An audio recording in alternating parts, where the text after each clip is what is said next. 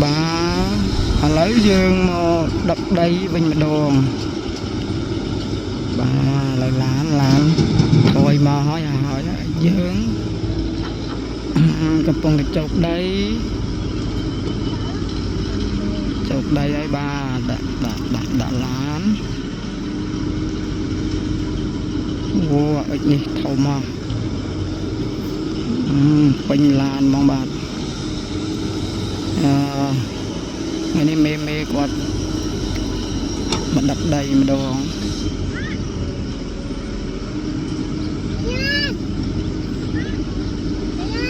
wow đi thâu mà bạn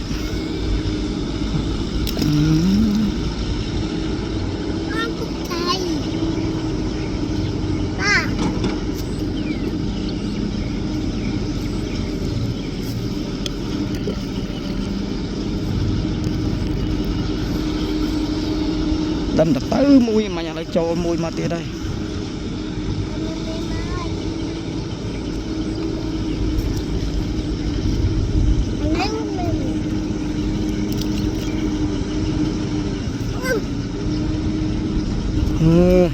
mà chục cho đó nè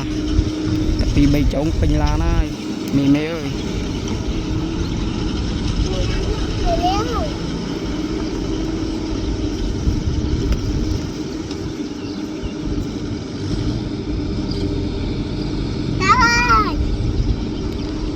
tay lá gai pin nhai